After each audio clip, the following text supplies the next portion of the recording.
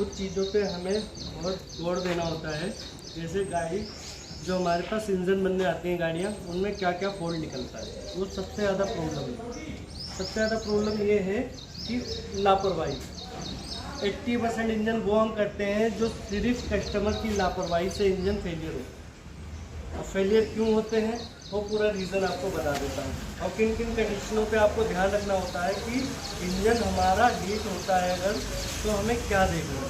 समझो बात कि हमें कैसे पता चलेगा, कैसे अलर्ट, क्योंकि आप ड्राइविंग कर रहे होते हैं, आपकी निगाहें अलग होती हैं, हर टाइम मीटर पे नहीं पहुँच सकती। तो आपको कुछ सिग्नल अच्छे बताऊँगा, अलर्ट अच्छे बताऊँगा, जिससे आपको पता चले। ठीक है, सबसे पहले तो बता देता हूँ गाड़ी में आपको क्या क्या देखना होता है। मेरी गाड़ी है डीजल वर्जन।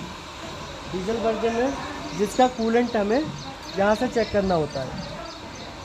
डेली नहीं, कम रनिंग वाली गाड़ियाँ हैं अगर, तो आप ये मान लो 10 दिन 5 दिन में यहाँ से कूलेंट अपना चेक कर लो। जो इसमें मैक्सिमम का होता है, मिनिमम का होता है। मैक्सिमम तक होना चाहिए, ठीक है, मिनिमम तक तो हर हालत में होना चाहिए कूलेंट। ऑयल पे नज़र मार लो, ऑयल की क्या कंडीशन है। जैसे हमने गेज निकाला, ठीक है, गेज निकाला तो गेज में हमारी सिग्नल बने होते हैं, ये है मिनिमम का, ये है मैक्सिमम का, तो इनमें जो है ध्यान देना होता है। ठीक है, मैक्सिमम मिनिमम, तो इतना हमारा ऑयल होना चाहिए। इन चीज़ों पे हमें ध्यान देना होता है। ये हमारी जो है इंजन की लाइफ बढ़ाते हैं, क्योंकि हमेशा तो हम जो है चेक नहीं कर सकते हैं कि क्या करें। तो आप नहीं चेक कर सकते, कोई इश्यू नहीं, किसी भी मैकेनिक के पास ले जाओ कि तो भैया इसका ऑयल कूलेंट चेक कर दो, तो वो आपको स्थिति बता देगा गाड़ी में क्या प्रॉब्लम है। ठीक है, गाड़ी में स्थिति बता देगा क्या प्रॉब्लम है। तो ये हमारी इम्पोर्टेंट चीज़ हो गई। अब हमें सबसे पहले ध्यान देना होता है कि हम क्या करें कि जब गाड़ी हीट हो तो हमें कैसे पता चलेगा। ये सबसे मेन पॉइंट है, मुद्दे की बात, कि हमें पता कैसे चलेगा कि गाड़ी हीट होगी।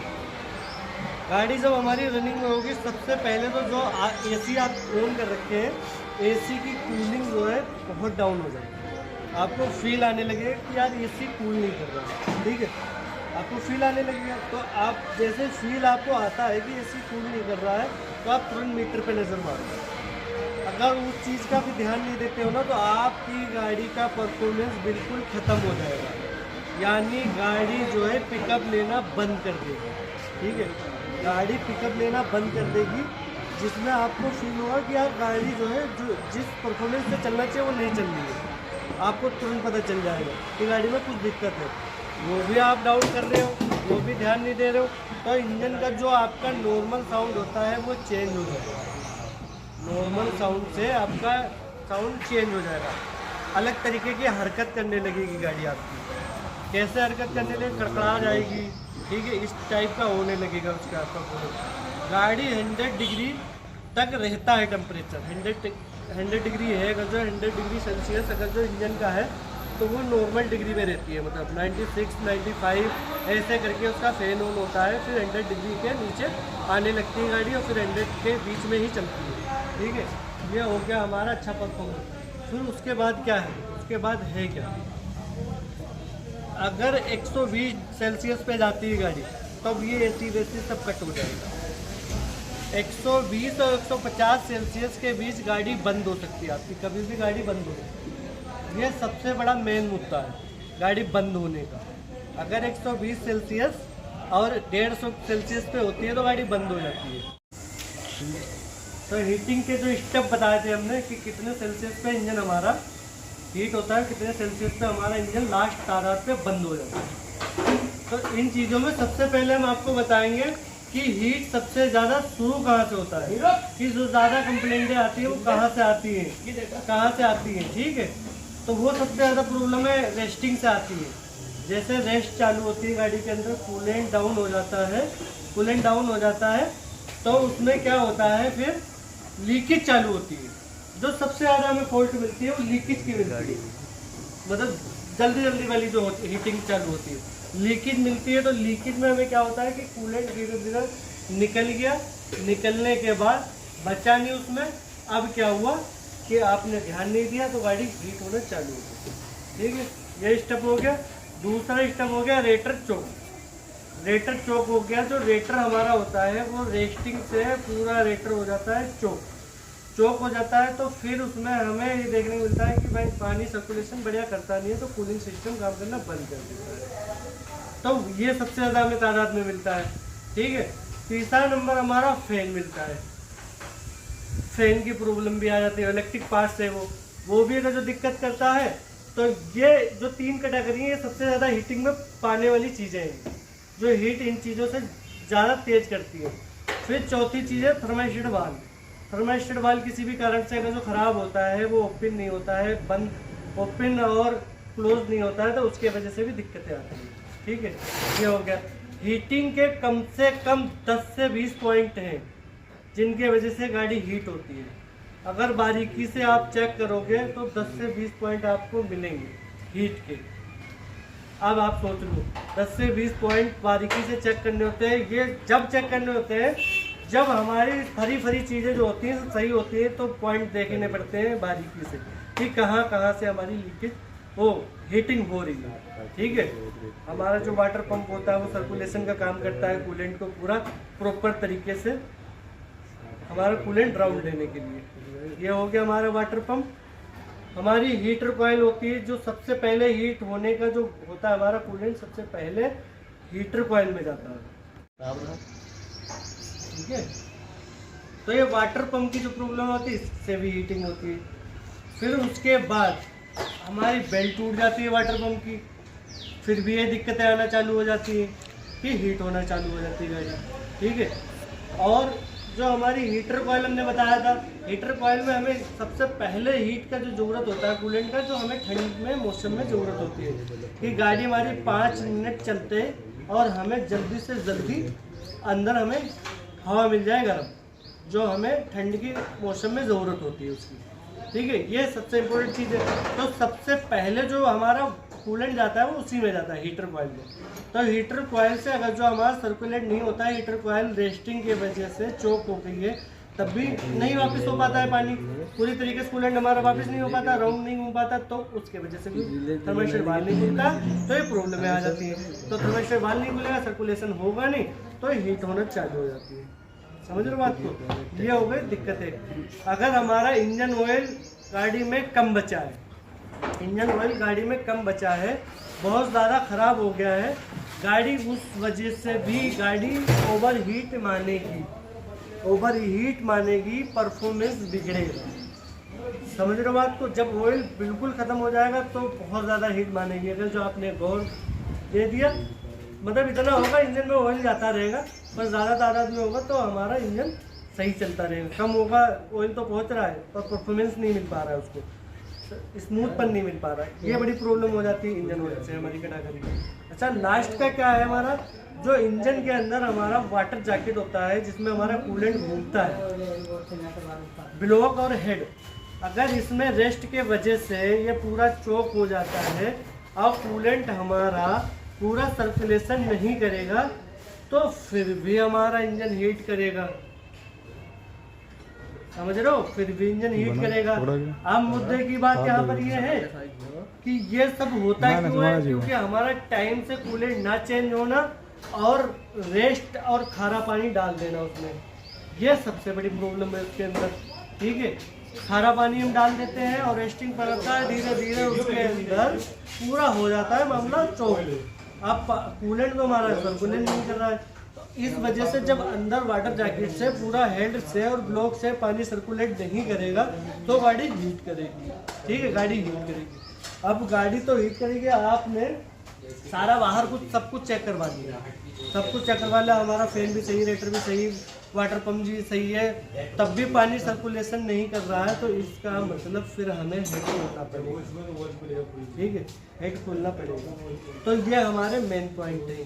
ठीक है, मेन पॉइंट है कि तब हमारा हेड की प्रॉब्लम है, बारीकी से हमें इन्फेक्शन करना पड़ेगा कि आखिर हेड की प्रॉब्लम है ही है, फिर उसको इन्फेक्शन करके उसको खोलना पड़ेगा, तब उसको खोलते हैं आपको पता चल जाएगा। इसी के वजह से गाड़ी के हैंड ब्रेक जाम होते हैं पिछले, और आपको इतना नॉलेज नहीं, गाड़ी लोड मान रही है, अगर लोड मान रही है हैंड ब्रेक जाम होते हैं, पहिया अगले भी जाम होते हैं। अगर भारी गाड़ी चलती तो उसके वजह से ओवर हीटिंग मानेगी, गाड़ी चलेगी पर ओवर हीटिंग मानेगी, उससे एवरेज भी डाउन हो जाएगा आपका। ठीक है, तो मतलब इतने हीटिंग के पॉइंट्स होते हैं जो बहुत सारे याद करे जाए। जब फॉल्ट आता है तो पूरे ध्यान से एक एक चीज़ें बारीकी से हमें ढूंढनी, समझ लो। ये सब चीज़ें खुद नहीं कर सकते हो। एक मैकेनिक जो होता है आप उसको ध्यान से देखो और टाइम से सर्विस करवा लो, ये पैसे की सेव मनी है। ऑयल कूलेंट जो होता है वो आप खुद चेक कर लो, आपको नॉलेज नहीं है तो आप नियर बाई मैकेनिक के पास जाके चेक करवा लो। गाड़ी ठंडी पे ही कूलेंट और ऑयल पानी चेक होता है। गाड़ी बिल्कुल टेम्परेचर लो हो जाए तभी ठंडी और वो होता है उसके लिए। तो सारी चीज़ें ये हमें बहुत बारीकी से चेक करनी होती है। अच्छा, कई बार क्या होता है हेड के अंदर हमारे फॉल्ट होता है जो हमें पता नहीं लगता है। हमें पता नहीं लगता है, ओवर हीटिंग हमारी चालू हो जाती है। हेड में जो अंदर के जो होते हैं पर्दों से अगर जो हमारा क्रैकपन होता है और माइनर होता है बिल्कुल, तो उससे भी हमें पता नहीं लग पाता है, जो दिखता नहीं है। तो उससे क्या है, इंजन का जो कंप्रेसर है वो आ जाता है हमारे कूलेंट जॉकेट में, जिसमें कूलेंट चलता है। तो बारीकी से अगर जो आ रहा है तो उसमें गैस पैदा होती है, तो उस वजह से भी गाड़ी हमारी हीटिंग करना चालू कर देती है। रेटर का कैप खराब है हमारा, रेटर का कैप खराब है तो उससे भी ये प्रॉब्लम आएगी। रेटर का जो कैप होता है वो टाइम टू टाइम जिसे ऑन होना चाहिए या उसे रोक के रखना चाहिए। पानी हर टाइम उससे बाहर ना, जितने टाइम उसका प्रेशर बने उतने टाइम हीट होने पे वो पानी अपने उसमें स्पेयर बोतल में दे दे और फिर जब ज़रूरत पड़े ठंडी हो तो उससे वापस ले ले, ठीक है। उसके बाद अगर जो आपने रेटर का काम करवाया है, रेटर की उस पर टंकी लगा देते हैं लोग लोकल, कई बार ऐसा भी हो जाता है। तो हमारे रेटर का जो ढक्कन होता है जिसे हम कूलेंट टॉप अप करते हैं, तो वो ढक्कन प्रॉपर बैठ नहीं पाता है, तो उससे भी प्रॉब्लम आ जाती है। तो ये बहुत बारीकी से स्टेप चेक करने होते हैं हमें लास्ट में, जब हमें फॉल्ट नहीं मिलता हीटिंग के बारे में। तो हीटिंग के इतने सारे स्टेप हैं जिसका कोई जवाब नहीं, ठीक है। मगर जब फॉल्ट नहीं मिलता है तो उसको हमें बारी बारी से स्टेप चेक करने होते हैं, और हमने आपको बताया है। अगर आपने इंजन करवाया है, इंजन में अगर जो दिक्कत आती है, कई बार क्या हुआ, मशीन की तकनीकी खराबी के वजह से फेस आउट हो गया, ब्लैक का फेस आउट हो गया। अगर जो आपने चेक करके उसे नहीं लगाया है तो उससे भी प्रॉब्लम आना स्टार्ट हो जाती है, क्योंकि आपने तो खराद वाले भैया के भरोसे रहे, तो आपने क्या किया, अपने एयर गैसकेट बढ़िया प्रॉपर करके लगा दिया, और वो मशीन की तकनीकी की खराबी के वजह से या कोई नए लड़के ने फेस कर दिया तो थोड़ा बहुत ऊपर नीचे हो गया, तो उसमें प्रॉब्लम आ जाती है। ये इतनी सारी हीटिंग की प्रॉब्लमें होती हैं जिसका कोई जवाब नहीं, समझो बात को आप।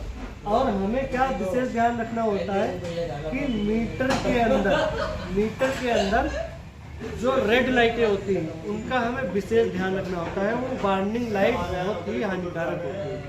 कोई भी रेड लाइट अगर जो आती है मीटर सिग्नल में गाड़ी स्टार्ट पे, गाड़ी ऑन रोड है या आपने आइडल कंडीशन पे छोड़ रखी है, तो अगर उसमें लाइट आ रही है तो वो आपको अपने नियर मैकेनिक या कोई भी आपका जाना हुआ मैकेनिक है उसको तुरंत फोटो उसका खींच के उसको अपने करो, भैया ये लाइट आ रही है और गाड़ी मैंने साइड लगा रखी है, बंद कर दी है, अब इसका हमें क्या चेकअप करना है, या हम चेक कर सकते हैं या नहीं कर सकते, या हमें मैकेनिक ही बुलाना पड़ेगा।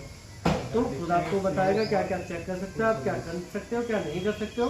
तो उसके बीच आपको बहुत सारी सुविधाएं मिल जाएंगी। बस बेहद जरूरी यह है कि आपके पास कार है अगर, तो एक मैकेनिक का नंबर होना बहुत इम्पोर्टेंट चीज़ है। एक मैकेनिक का नंबर इम्पोर्टेंट चीज़ है। और उसके बाद क्या है कि कोई भी दिक्कत अगर आती है आपके पास तो उससे सलाह ले सकते हैं आप कि आप गाड़ी ऑन रोड पे हो, चला सकते हो या नहीं चला सकते हो। ये बहुत सारी आपको सुविधाएं मिल जाएंगी। टाइम टू टाइम सर्विस इसीलिए कराई जाती है कि हमें जो चीज़ें दिख जाए हम उनको चेंज कर दें सर्विस के टाइम। बहुत सारी पाइपें होती हैं जो हमें दिखती नहीं, वो अंदर से गल जाती हैं। अब हम अगर जो उसे चेंज करते हैं तो कई बार कस्टमर बहस भी कर देते हैं कि भाई इस पाइप में खराब क्या है, तो इस वजह से भी दिक्कतें आ जाती है हमारे आगे। तो वो ज़्यादा बेटर है कि आपकी गाड़ी अगर जो 70-80 किलोमीटर चल चुकी है तो जहाँ तक कोशिश करो जो कूलेंट पाइपें हैं सारी चेंज करवा दो, वो गुड है आपकी गाड़ी के लिए, बहुत हेल्थ केयर के लिए। समझो गाड़ी आपकी फर्स्ट टाइम हीट हुई तो ये समझ लो आपके इंजन का हेल्थ खराब हो गया। गाड़ी अगर आपकी हीट हो गई है तो इंजन की हेल्थ खराब हो गई। तो सर्विस और हीटिंग ये दो चीज़ें बहुत बारीकी से आपको बचाना चाहिए कि हीट ना हो, सर्विस टाइम टू टाइम हो। इससे इंजन की हेल्थ खराब हो जाती है। इंजन इतनी टेक्नोलॉजी के साथ आ रहे हैं जो 3-3, 4-4 लाख किलोमीटर से नीचे इंजन बोलते ही है, जो आप टाइम टू टाइम सर्विस करवाते हो। बहुत ही इंजन रिफाइनरी आ रहे हैं, इतने अच्छे इंजन आ रहे हैं कि जिसका कोई जवाब नहीं है। ये समझ कि 2-2, 3-3 लाख किलोमीटर जो है हम लोग रिपेयर कर देते हैं, वो चल जाते हैं। अब कंपनी फिटेड जो इंजन होते हैं वो तो होते हैवी क्वालिटी के होते हैं। आप अगर जो केयर करते हो तो इंजन बुला ही नहीं सकते आप। ये बहुत इंपॉर्टेंट चीज़ें होती हैं कि आप अपनी गाड़ी का ख्याल रखें। अगर आप पैसा बचाना चाहते हो और सफ़र में आपको दिक्कत ना आए तो ये है वो बहुत इंपॉर्टेंट चीज़ है, गाड़ी को सेफ रखना। कल्लू तो बहुत करिया ही रहे। सबसे ज़्यादा आपको जो है बहुत सारी चीज़ों को गाड़ियों में ख्याल रखने होते हैं कि कौन कौन चीज़ कितने टाइम चलने वाली है। ऐसा नहीं कि गाड़ी आपकी 20,000 किलोमीटर चली हो 10 साल हो गए तो इसका मतलब उसमें कुछ ख़राब नहीं हुआ। बहुत सारी चीज़ें होती हैं जो उसकी टाइम एक्सपायर हो जाता है। रबड़ की चीज़ें होती हैं, प्लास्टिक की चीज़ें होती हैं, बहुत सारी चीज़ें होती हैं जो एक्सपायर हो जाती हैं। उन चीज़ों को ध्यान देना होता है, तो ये सारी चीज़ें होती हैं। आपको दिखा दूँ कि मीटर में जो लाइटें होती हैं, रेड लाइटें कहाँ से आनी चाहिए, कहाँ से नहीं आनी चाहिए, तो ये सारी चीज़ें होती हैं। जैसे हमारे क्लस्टर मीटर है, क्लस्टर मीटर में लो चेक कराते हैं। देखो ये ऑफ है, ये कोई सी भी रेड लाइटें नहीं आनी चाहिए क्लस्टर मीटर में, ठीक है। स्टार्ट गाड़ी में अगर आपकी गाड़ी रनिंग में है तो जो येलो कलर की लाइटें होती हैं वो आपको सिग्नल देती हैं, सिग्नल देते हैं कि आप चला सकते हो, पर दिखा दो मत। ये बहुत इंपॉर्टेंट चीज़ है। ब्रेकिंग का सिस्टम, सस्पेंशन का सिस्टम, ये बिल्कुल ना भूलें उसका काम करवाने को। ब्रेकिंग सिस्टम, सस्पेंशन का सिस्टम पूरे आपके चांस बढ़ा देता है एक्सीडेंट के। स्टीयरिंग फेल हो गई, एक्सीडेंट हो जाएगा। ब्रेक फेल हो गए, एक्सीडेंट हो जाएगा। ये बहुत इंपॉर्टेंट चीज़ है, समझ रहे हो। जैसे आपको दिखा दूं, ये एक हमारे पास आर्टिका आ रखी है, इसका स्टीयरिंग फेल हो गया था, स्टीयरिंग फेल हो गया था, इसमें काम हो रहा है प्रॉपर तरीके से। इसका ये स्टीयरिंग फेल होने की वजह से इसका एक्सीडेंट हुआ। तो ये बहुत सारी चीज़ें हैं जो हमें ध्यान देना होता है कि स्टीयरिंग फेल नहीं होना चाहिए और सस्पेंशन में दिक्कत नहीं होनी चाहिए। ये बहुत इंपॉर्टेंट चीज़ है सबसे ज़्यादा। तो इन चीज़ों पे ख्याल रखें, उनकी लापरवाही बिल्कुल ना करें। मैं अकील मजीद कार मोटर्स से, नोएडा से, ठीक है। मिलते हैं नेक्स्ट वीडियो में नए टॉपिक के साथ। Okay, very good, thanks.